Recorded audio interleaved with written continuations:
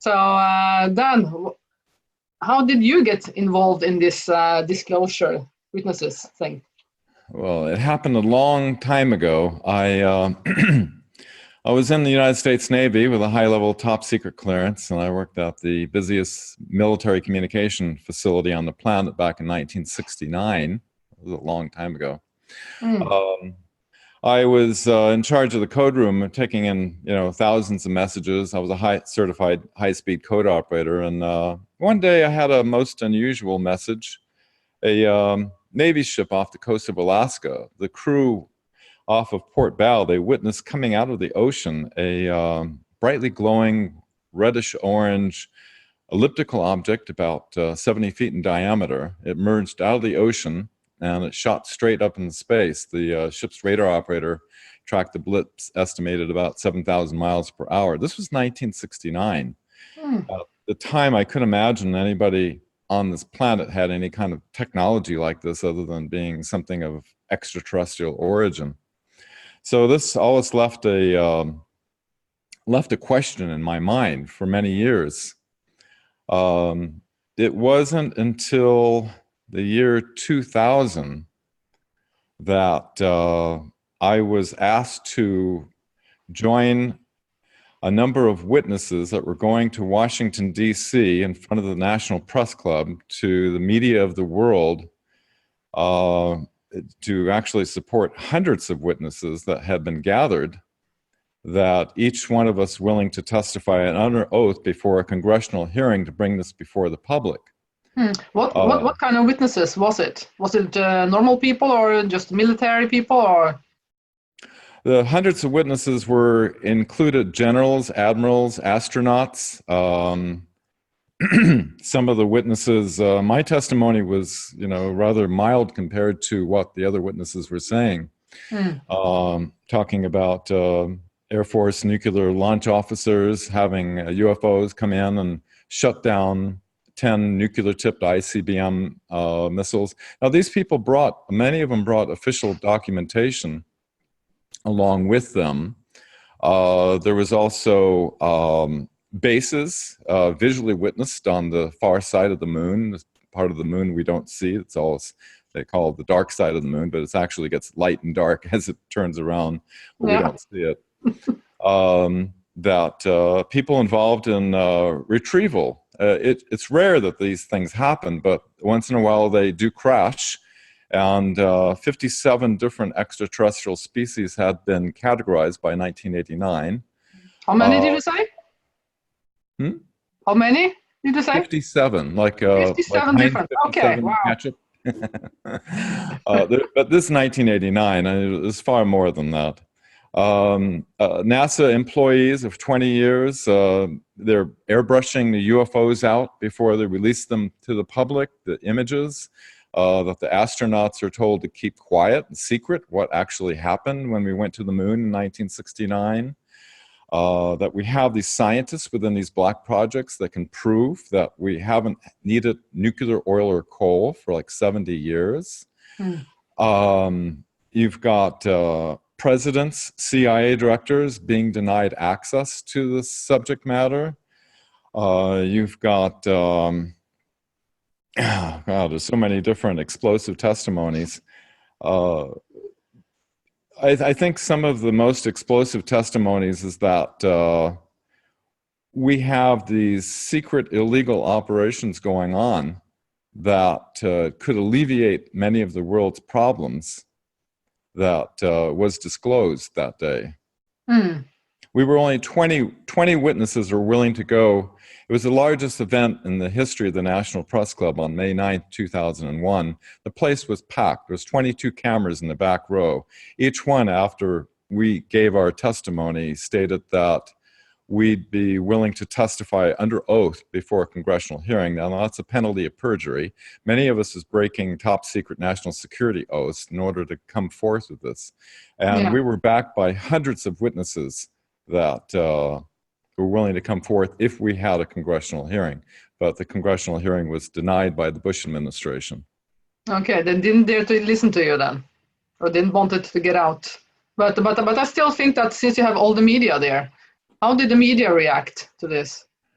Well, the media, when I went to Washington, Kate, I was completely naive. I thought, my God, how could any of this information be disclosed to the world Mm. and not just, raise eyebrows and say, what the heck's going on here, But what the media did was what the intelligence agencies describe as a limited hangout.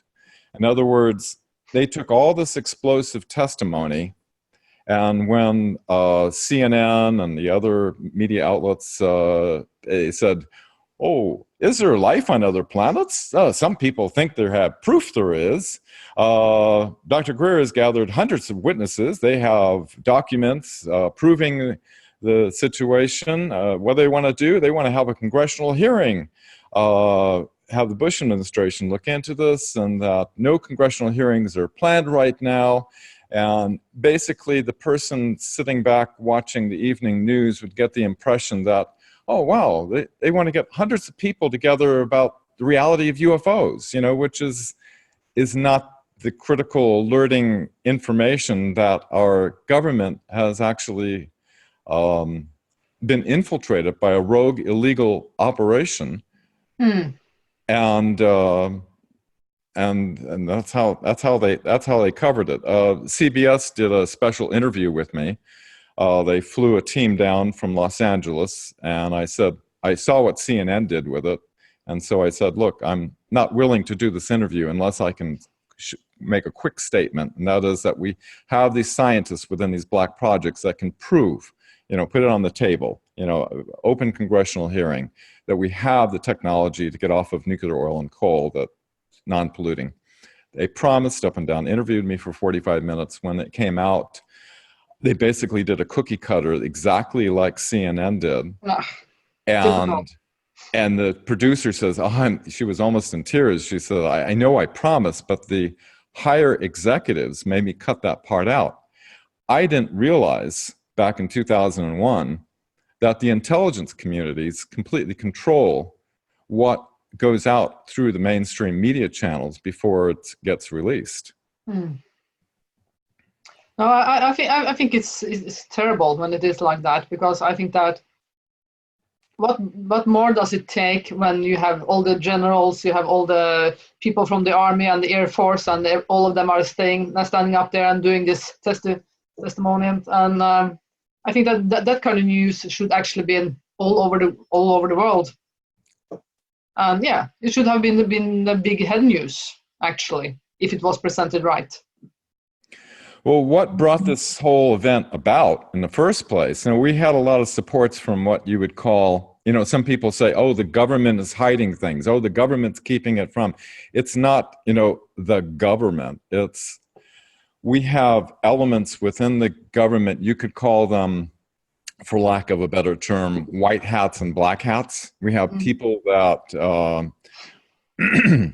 want to move forward with a more benevolent disclosure, transparency, get the truth out. And we have other people that will be compliant with a hidden agenda. So what actually brought this about was Dr. Stephen Greer, who was the director for the Center for the Study of Extraterrestrial Intelligence, was brought into a meeting back in 1993 by the CIA director, James Woolsey, when this all came about because Nelson Rockefeller wanted President Clinton to have disclosure. And so he had a CIA director try to look into it. The CIA director was denied access. And so when Dr. Greer came into this meeting, he brought a huge stack of documents, substantiating the reality. The CIA director's response was, I know the subject's real. I'm trying to figure out why the hell I can't gain access to it. And he says, how can we possibly disclose what we don't have access to? And it's been, 18 years now, Kate. I've been, for the last 4 or 5 years, I've been studying, researching heavily. And what I've come to find out is it sounds like a bizarre science fiction movie of what has happened behind the scenes. And that is that we actually had an infiltration that occurred back in, at at the end of World War II, and that President Eisenhower was basically forced into an agreement with a connection with Nazi Germany, who had developed anti-gravity and advanced craft back in 1934. So the United States did not develop anti-gravity until October of 1954. So they had like a 20-year advance. So they were able to intimidate. The flyover in July of 1952 over the Capitol building of a whole squadron of UFOs was actually German. And so what happened was, after this, this has happened in February of 1955, a new MJ-12 group was created. Truman, back in 1947, just shortly after the Roswell event, set up an original MJ-12 members. But after this, I guess you could say, this infiltration happened back in 1955. Bless you. What happened was a new MJ-12 group was created. All of the reverse engineering of these crashed extraterrestrial craft that happened, rarely happen, but they do happen, was at Wright-Patterson Air Force Base. All of this was moved over to Area 51 and S4. New MJ-12 group was created. So basically, since that time, every president and CIA director and heads of intelligence have been denied access to this.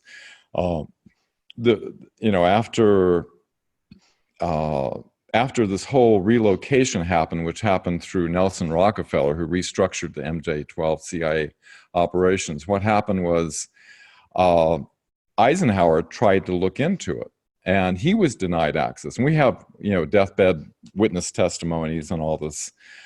And so he threatened to invade Area 51 with the First Army out of Colorado if he couldn't get 2 CIA agents to give him a report. So they allowed 2 agents to go in. They saw that there was in S4, which is below Area 51, is where they do the reverse engineering on where Bob Lazar worked, who is a famous movie out right now. Yep. They saw extraterrestrial beings, and they saw the reverse engineering stuff. And so we had a really troubled Eisenhower. Now, Kennedy was well aware of the situation. There's documents that show that Secretary of Air Force read him into this. He also had a background in Office of Naval Intelligence, was where all the way back to 1942, back when the Battle of Los Angeles was happening, where ET craft was flying, and there was the anti-aircraft guns shooting. 2 of these ET drone crafts were shot down.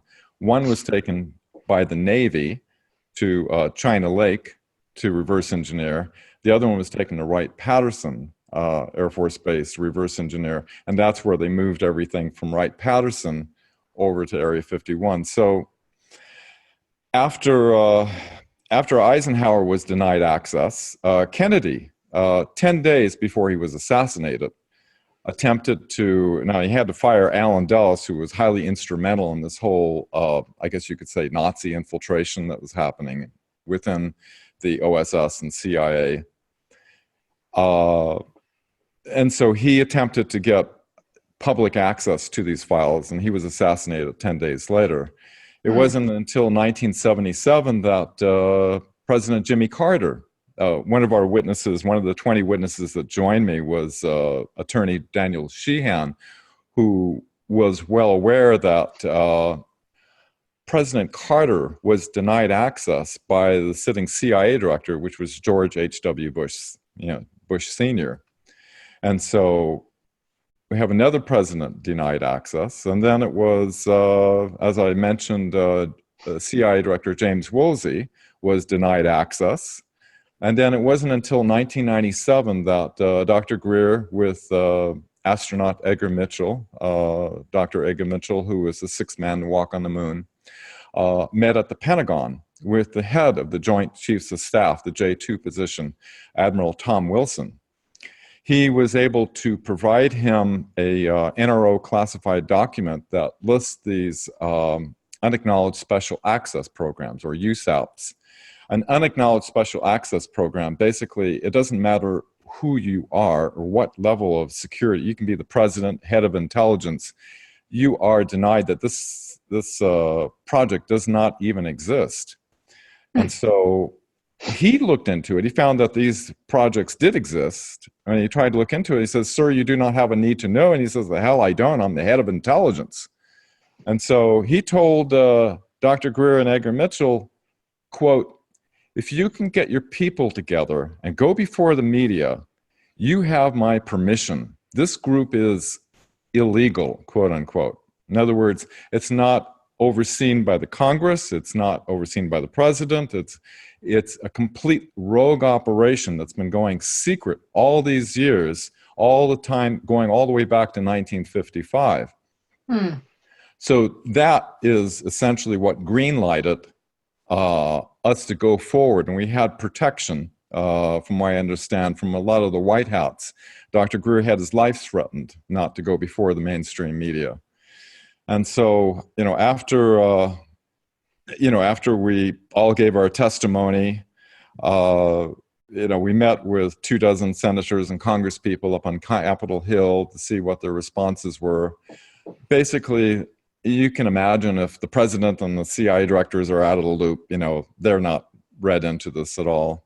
No. I traveled across the country in the major cities across the United States, Colorado, Los Angeles, San Diego, San Francisco, Portland, all these major cities. We rented huge halls, and we had a executive briefing video that we gave to Congress that, people would give standing ovations and everything. But the media, every time the media came in and interviewed and everything, they would use what's called the giggle factor. In other words, in San Diego, they had dancing alien dolls with smoke. In San Francisco, we heard in the background. Always trying to make fun of things. It was told to make fun of it. And so they said, "Oh, the Disclosure Project's looking to aliens to solve the world's energy problems," And so without exception, the media affiliates would discount it. People would laugh and say, "UFOs, energy, let's get on with the big story. This week, the bozos meet the bonkos in the playoffs," and they laugh, and they go on like that. I have a couple of examples of that we'll have to play sometime. But the fact is, it's very serious, and that it's very real, and there's much substantiating documentation and proof for anybody that looks into it. I think it's a big shame that people and the media are doing things like that. Because I, for myself as an experiencer, I know that coming out and telling what you have been experiencing is very difficult, because people, of course, they will making laugh of you and making fun of you, and they will, trying to make your story wrong in all kind of ways as possible. But when you have been seeing it, or you have been experiencing it, it's true. And even when the generals and people from the Navy and from the Air Force, even when they are testimony on the things like this, and still then people and the media are making fun of it. So it's not strange that there's still a lot of people all over the globe that are experiencing stuff like this, that they don't even dare or bother to go out in the mainstream or, to tell their story. Oh, there's been a psychological intense campaign that's going all the way back to, going back to the 50s. As I start to research this stuff, outside of our normal education, with looking at, I try to base everything on what is a credible foundation, because you can't say anything absolutely for sure with any of this stuff because of the degree of compartmentalization. So anybody who says they've got it all figured out and they have all the answers, I run away from. But if you look at your solid base, like say you have, now I hear there's like 900 witnesses, but I know there's at least 500. You have 500 witnesses, many of them with supporting documentation. Okay, that's a fairly solid base of a high probability that there's something going on. Not all these people are making this up. And if you take the authenticated documents and you plug it in order for me to try to understand this, I had to it wasn't until the year 2014 that a media company out of Hollywood wanted me to, I used to be an ABC newsman. And so they wanted me to write an article on media control in regards to the UFO matter. So I didn't know where to begin. I was like, I was kind of shocked what happened with the media, 17 years ago, or 18 years now. And so what I find, in order to understand the subject, I basically laid out a chronology from the beginning of the 20th century, from the year 1900 to present day. And I started plugging in all these witness testimonies, all these events, all these documents. And what happens is it starts to form a very cohesive picture of what's been hidden from the world. I don't say I have all the answers by any means, but there are some things that I would say are much higher probability than other things, such as the secret space program that's going on. I was recently involved as one of the witness participants in a hit documentary called Above Majestic, which goes into the implications of the secret space program. After we gave our testimony in 2001, it inspired in 2002 a hacker in the UK. His name was Gary McKinnon. He wanted to find out the truth. He heard all these witnesses talking about, like Mark McCandish, his associate, saw 3 flying saucers that were hovering off the ground in Norton Air Force Base back in 1989 that were labeled alien reproduction vehicles. These were made back in the 1950s, and they can go faster than the speed of light. So, you have all these different things. Anyway, he dug into the U.S. Naval Space Command computers. The Bush administration wanted to put him in prison for 70 years. And he found out there was a program called Solar Warden. And he saw an image of a large cigar-shaped craft. He saw a list of these non-terrestrial officers and fleet-to-fleet transfers that the Navy was doing. There's no way he faked that. And then you have a witness that is in his mid-90s, William Tompkins, who has an incredible amount of supporting documentation and Navy admirals and captains supporting him. And what he's disclosing is that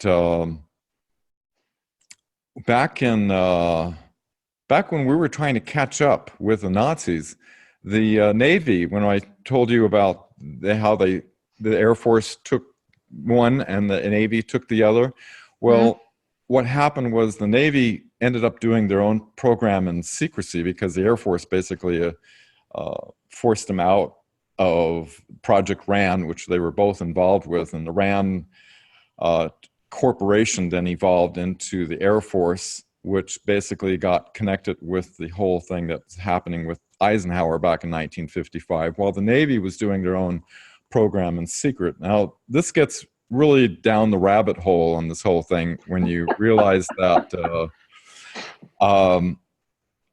Professor Hermann Oberth, who was the father of modern rocketry, who was Wernher von Braun's mentor, when he said publicly, when he said, how could Nazi Germany have made such incredible advances? And he responded, well, we had help from people from other worlds. And what happened was there was I believe the majority of extraterrestrial beings across, I believe there's a spectrum. I believe there's thousands of races out in our galaxy and beyond. Yeah, I think that would be a very narrow-minded if you are thinking that you are the only one in this universe. So, yeah. And it's sad to hear that there are too many people that are like that. So I guess that those are the people that the others are trying to protect. So they're not getting a shock when the truth is getting out there. We have some predatory elements and we have some very benevolent elements that are kind of balancing the tables, you could say. And apparently the Navy is working with a Nordic, like you, a Nordic type, they look Nordic, in other words, race of beings that are highly advanced in technology. And Nazi Germany back in the early 30s, when they moved all their operations out of Germany down to Argentina and Antarctica, which they found these huge caverns, because of the volcanic activity that's happening. It's actually, Antarctica has the largest amount of volcanic activity on the planet. And there's these huge, massive underground caverns that are heated like an igloo under 2 miles of ice. And so they started their secret space program there, and that's how they were able to achieve such a great advance, working with the reptilians. That William Tompkins was actually involved with 29 Navy spies that were embedded within Nazi Germany, that were receiving this information that we were attempting to try to figure out. And so yeah, it's it gets into, if you love science fiction, if you're a science fiction fan, this will ruin it for you, because the real truth about this whole thing and evidence behind it is far more fascinating. Yeah, but for me that are not so much into all this information, all that stuff. But of course, I have heard a little bit here and a little bit there. But a lot of this, the thing that you've been talking about now in the last few minutes, I have heard a lot about that in the conspiracy theories.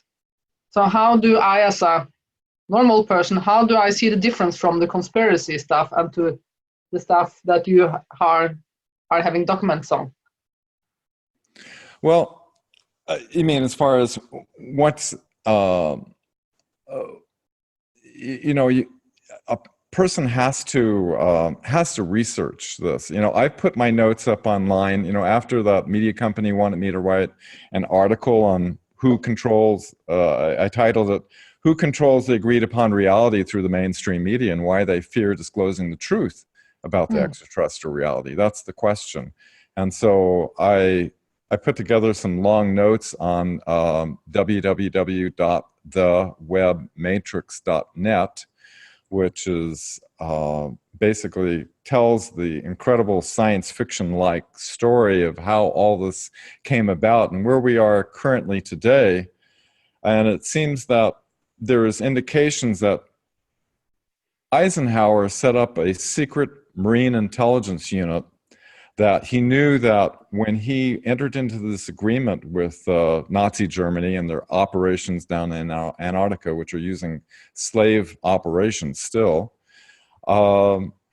he realized that they could sometime in the future completely take over our planet, completely enslave mankind.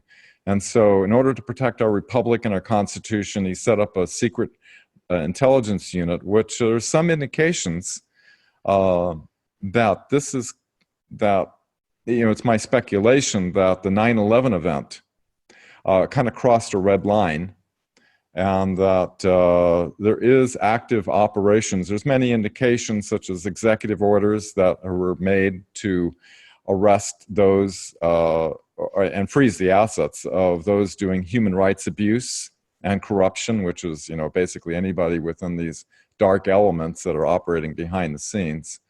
And changes to the Uniform Code of Military Justice in order to try people in like a Nuremberg trials after Nazi Germany for the people that have been doing this. Our planet, I spent 10 years after I went to the National Press Club and realized that they're not going to release this technology. They're going to control the media. And so Dr. Greer set up a corporation we had a database of about 300 scientists and inventors that had, the stuff that's in the black projects. You have to understand, if there are trillions of dollars and some of the best minds in the world with unlimited resources, they have technology that looks like science fiction to us. But there's a lot of very intelligent, brilliant minds on this planet that have solutions. So I volunteered because of my technical background. I worked with the Naval Electronic Engineering Center for many years and on alternative technologies. And so I had a good background to volunteer. I was one of 6 technical advisors. All of them had multiple PhDs in physics and science, except for myself. I didn't have any PhDs or anything like that. But, you know, I flew for 10 years meeting with scientists and inventors around the planet. One was down in the Dominican Republic. He had a little device, 500 watts of power out of 1 watt of power going in. We flew back down there. He totally disassembled. He said the day before we got there, or actually the day we got there, just a few hours ago, he said 2 agents said they were CIA, said, if this works, you're dead. And so he had disassembled it. Many scientists I've worked with have been suicided. They have been murdered. But most of them receive what's called a national security order, which is basically the national security apparatus infiltrated through the through the patent office in a secret system called the Sensitive Application Warning System, which means that anybody who has a solar panel that's over 20% efficiency, anybody that's got like a free energy device, anybody that's got anti-gravity, anybody that's got any kind of technology that could get us off of nuclear, oil, and coal since the early 1950s, receives one of these national security orders which says your invention has been deemed to be a detriment to the national security of the United States. Therefore, you cannot share it with anybody. And I've met with so many of these people. And so this is kind of my motivation. I don't talk on this subject and relate anything with money or anything like that. I feel it's my duty. You know, this planet has been technologically hijacked, and an entire different world could be existing. We could have anti-gravity cars. We don't need to have this centralized power distribution system that has wires strung all over the place, because if we ever get a corona mass ejection or an EMP attack, millions of people are going to die because of our extreme dependence on everything operating on electricity. That's true. These it's just 1 day or 2 days without the power, then it's almost chaos.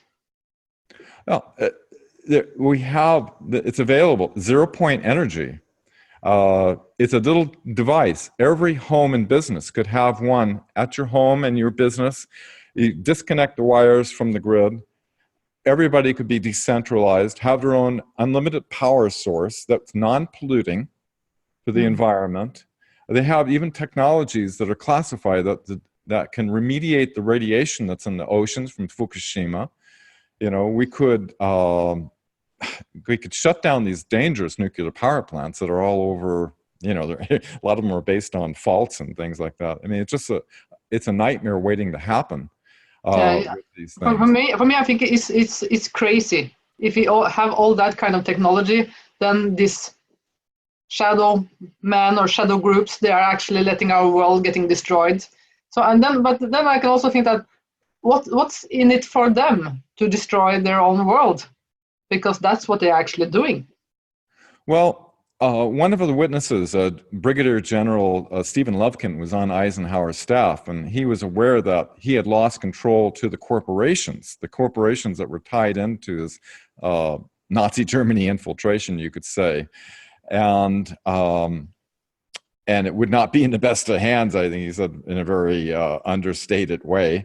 And so the corporations that have interest in fossil fuels and nuclear power have interest in that. I pretty much know that, you know, the reason they keep this planet technologically retarded is because they have this breakaway, you could call it, civilization that has technologies that, you know, like I said earlier, look like science fiction. Anything you can, like Ben Rich said, the head of Lockheed Skunk Works in 1993, anything you can imagine, we already know how to do. We know how to take ET home. We've figured out the errors in the equation. In other words, they understand that the time-space matrix that we're in, we don't have to go at the speed of light to get from one galaxy to the other. All points in space are connected. They can warp the time-space continuum. That's how these craft appear out of nowhere, because they're coming from, they shift they come into what's called a crossing point of light, where they come into this dimension. And that's how they travel vast distances of space. Because, you know, the government officially says, oh, well, there's no way that other life forms can come here because there's too great a distance. You know, they can't come here. But we're surrounded by extraterrestrial life. Yeah, I They're know. living in our planet. They have underground facilities. We have hundreds of these underground, deep underground military bases. Who I've talked to witnesses that work right alongside extraterrestrial beings that are in these classified projects. So it's a crisis of perception because they have controlled our perceptions for so long. I was just thinking that now it has been going 18 years since that conference. Did you think that that conference achieved anything, or do you think that we should? That that the military and the generals and other people shall try to testify again, to try again and again and again, till they finally get government in the US or other governments to actually listen.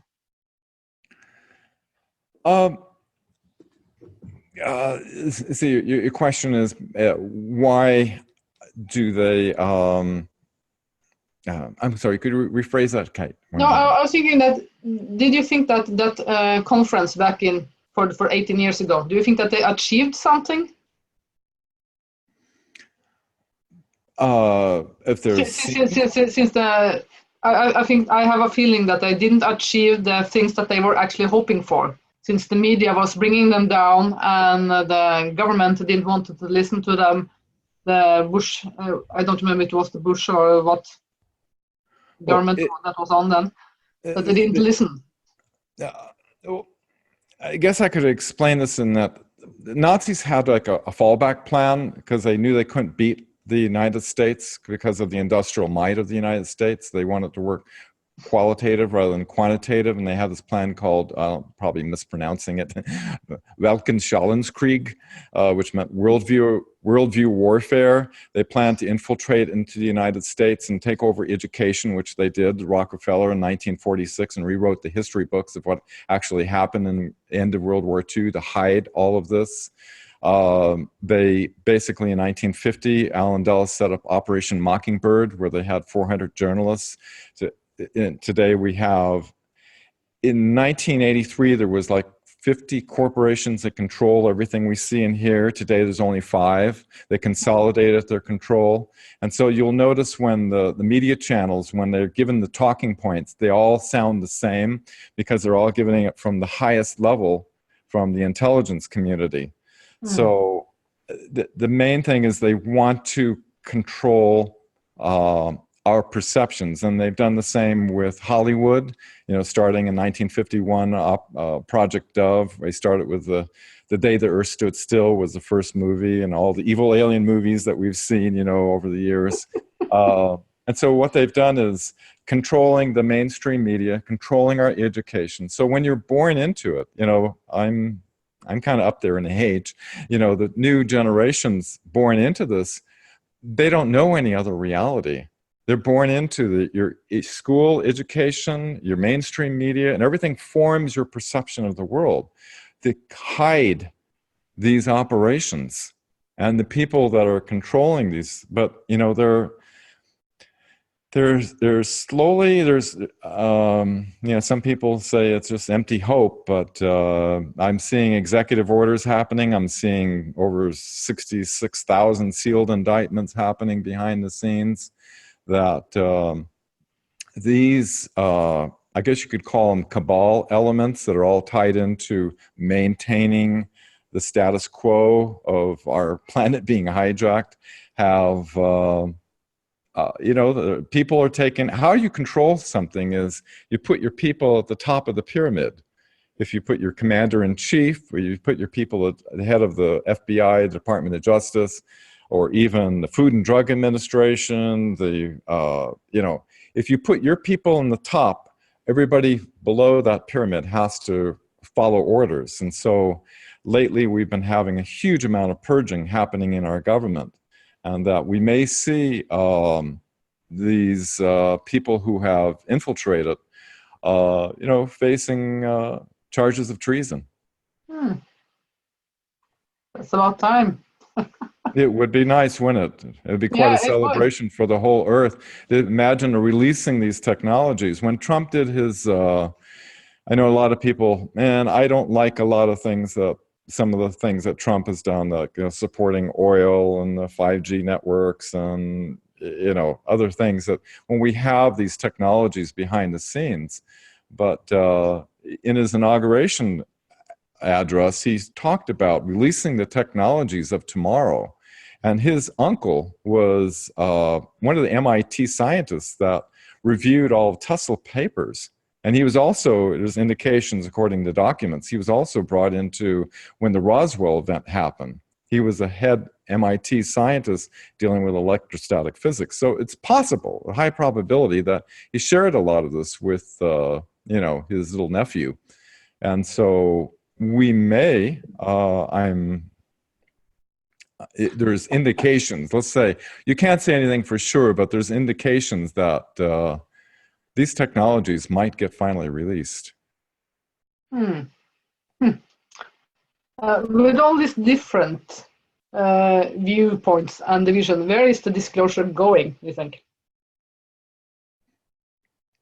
One more time, Kate, I'm sorry. I was saying that with all these different viewpoints and division, where is the disclosure going?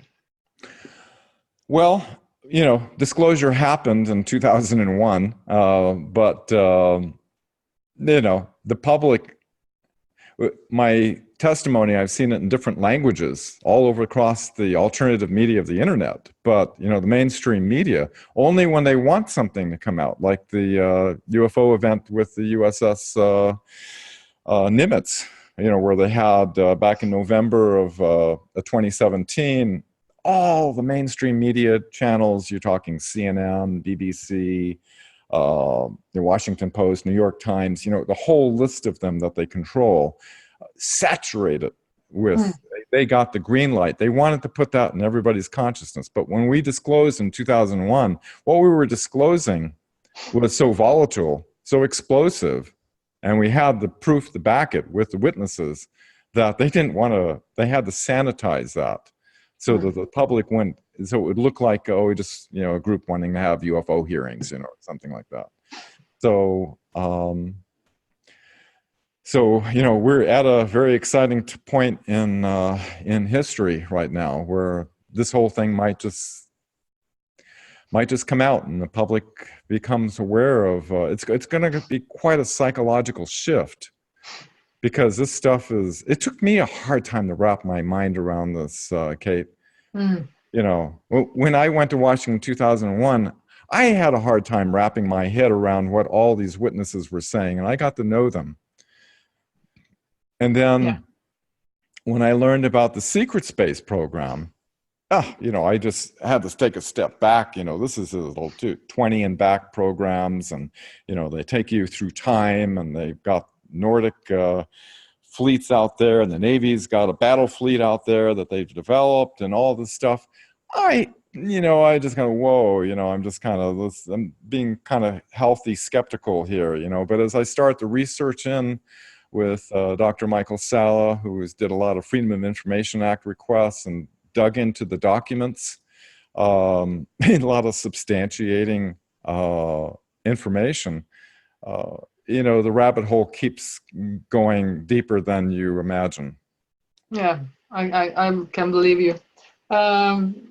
But still, I think it's strange anyway, because there are so many people all over the world. I think there was 1.3 million just Americans that are experiencing stuff. And imagine how many there are worldwide. So I think it's about time to make up a database, international database, with lots and lots of questions in it, and all experiences, even if they're close encounters or just looking or whatever it is, and everyone can fill out a form and put into this huge database. And you can make a lot of inquiry, and I'm not sure if inquiry was the right word, but that you can do a lot of research out of that huge data bank. And I also think that the more people dare to do it, and the more proof you can actually go out to the public with. I think that is an expression who says that when there is more than 50% that says that they have seen it, then the other 49 or 48% start to change a little bit to those, because now they are in the majority of those that has been actually seen it. Oh, yeah. So, Tens of thousands of reports. You can imagine, most people that see extraterrestrial craft, or half of them are, made in USA. Not everybody reports it. I had, with my brother, I had one fly, about 100 feet over my head. It was about 50 feet in diameter and glowing. So I've actually witnessed it, so I just, used to think people were making up these stories about, seeing these things and they misread it or something like that. But when you have an actual experience, you have one fly over you, it changes your perspective.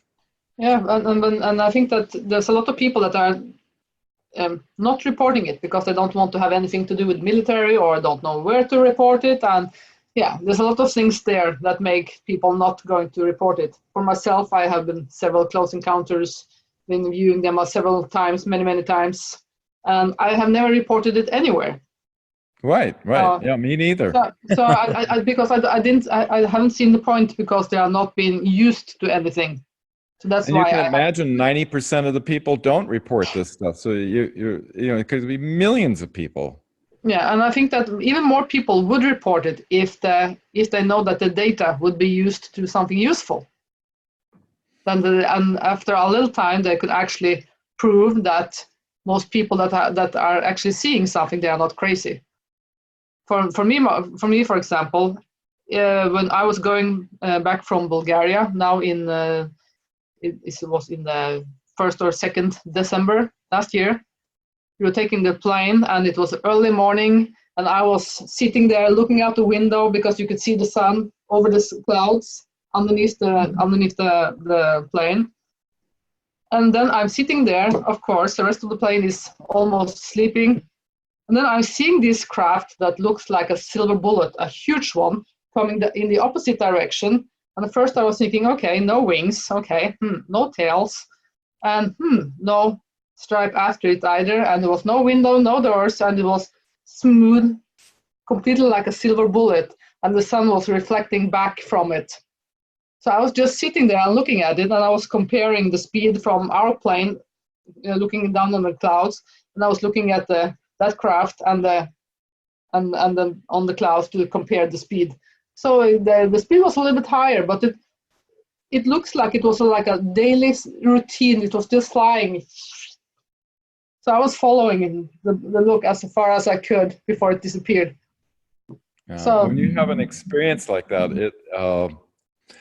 it kind of opens you up to questioning why, when people like you and so many millions of others are seeing these craft, why is there continual denial by governments? It makes you question that. And then when you dig into it, then you find out why that there's rogue illegal operations going on in order to keep our planet at a certain technological level while they advance themselves far beyond that. And it's because of these, and they don't have the best intentions, for humanity, these people.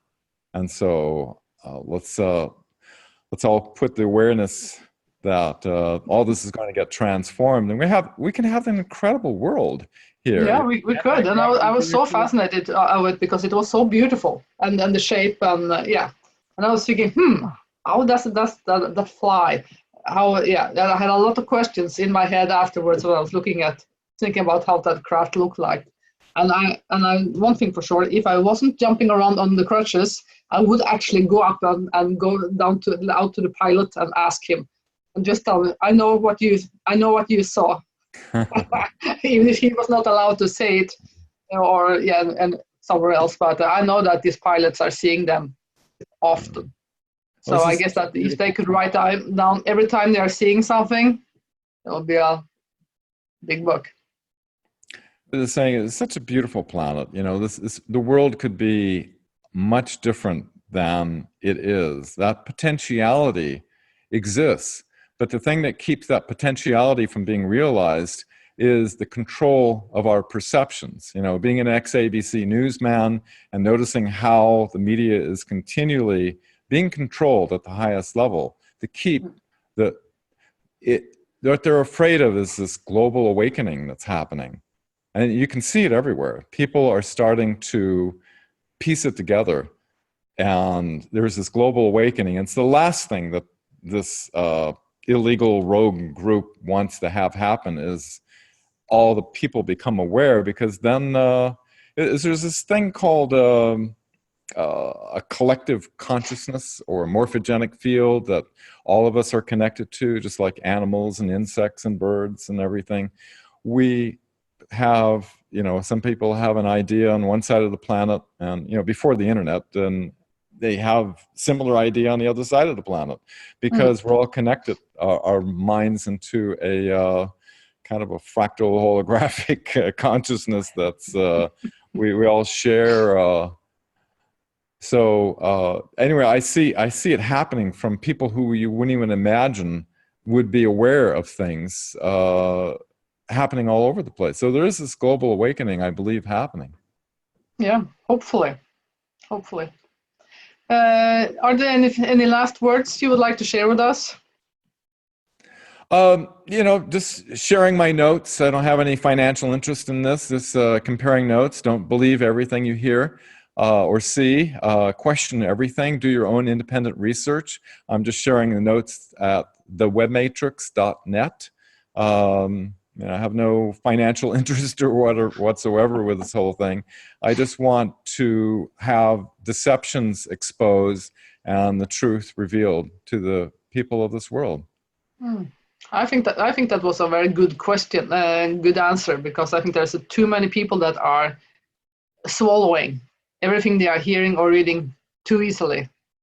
And there are also those people that are having lots of opinion about things they have nothing and no clue about at all. So that's a good mix, and that will make new conspiracy theories or a lot of new crazy stuff. So yeah, be awake, do research, do a good job. Yeah, critical thinking is important. Definitive. Okay. Before we go off here, I will just remind people that are going in to look at our site that I have this GoFundMe project that I am trying to help 85 Tibetan kids in Dharamsala to rebuild their homes. And they have roofs that are leaking very badly. They need to change windows, and a lot of stuff needs to be changed and fixed up in those places. So please help me share the link that I have on my webpage, and also fund some money. Yeah, help me out. Thank you for the service you do, Kate, and getting this information out and all your shows you do. Yeah, I think that we need to take a deeper look at things. I think that there are so many channels that are just doing the conspiracy stuff all the time. So I will try to be more with the scientific and down to earth thing. So that's why I'm calling the show From Paranormal to Normal, because there's a lot of stuff that actually is normal. You can explain most of it. So you can just try to say to most common people that moss in the forest or the trees communicate or sing. They will look at you and say that you are nuts, but they are actually been proven by a lot of scientists.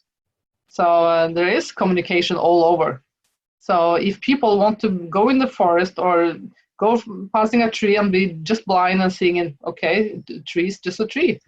A tree is much more than a tree. It's just a living organism. It's a miracle, actually, when you start looking at it in a scientific level.